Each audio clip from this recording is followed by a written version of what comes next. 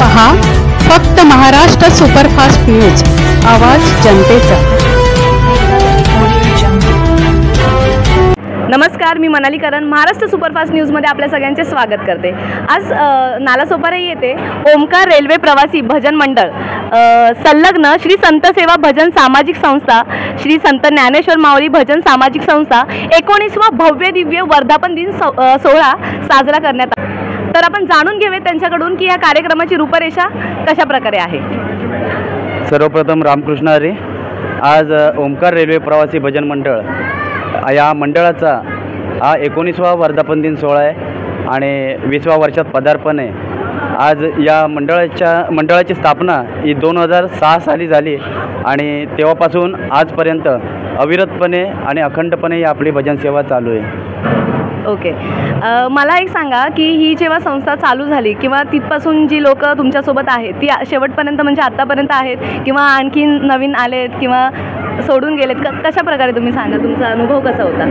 आतापर्यंत ज्याने हे मंडळ स्थापन केलं, ज्याने या मंडळाची मुहूर्तमेढ रोवली ते आमचे शिवाजीदादा भानत माऊली, त्याचप्रमाणे आमचे बाईंग काका, शिवगण काका, रमेश मोरे साहेब, त्याचप्रमाणे आमचे पिंपळे साहेब आणि विजय शिगवण माऊली, अरुण भानत माऊली असे बरेचसे माऊली यांनी हळूहळू या भजन मंडळाची सुरुवात केली आणि आज एवढं भजन मंडळ मोठं झालं आहे की जवळपास आमच्याकडे 100 सभासद या मंडळाचे आहेत। तुमच्या मंडळाद्वारे बरेचसे उपक्रम राबवले जातात, त्याबद्दल काय सांगाल? हो, नक्कीच माऊली।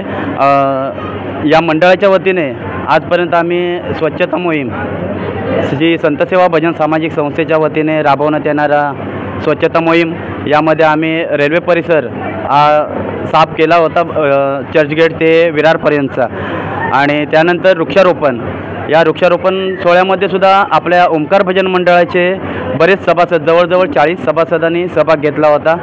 त्याचप्रमाणे भव्य दिव्य रक्तदान शिबिरं जी राबवली जातात संतसेवा समितीच्या वतीने म्हणा किंवा इतर कुठल्याही मंडळाच्या वतीने किंवा कुठल्याही ब्लड बँकच्या वतीने, त्या शिबिरांमध्ये आपल्या ओमकार भजन मंडळाचे जास्तीत जास्त सभासद सहभागी होतात। ओके, आणि मी असं विचारेन की इतक्या वर्ष हा चालत आलेला अध्यात्म, तुम्ही जो सोबत अध्यात्मासोबत चालत आलात, त्याबद्दल लोकांचा प्रतिसाद कसा आहे किंवा लोक त्याबद्दल काय म्हणतात असं तुम्हाला वाटतं? आजचा जो माहोल आपण बघताय, आपण स्वतः अनुभवलात की जणू पंढरपूर या ठिकाणी अवतरलं होतं आणि त्याचा याची देही याची डोळा पाहण्याचं भाग्य तुम्हाला सुद्धा लाभलं आणि त्याचबरोबर आम्हाला सुद्धा लाभलं। धन्यवाद सर, धन्यवाद तुम्ही दिलेल्या माहितीसाठी। आणि खरंच ह्या नालासोपारामध्ये मी इथे उभी आहे, पण मला असं वाटत नाही आहे की मी नालासोपारात आहे, मला असं वाटतं आहे फक्त नालासोपारा हे नाव आहे पण मी पंढरपूरमध्ये उभी आहे। असा हा सोहळा त्यांनी संपन्न केला आणि त्याचबरोबर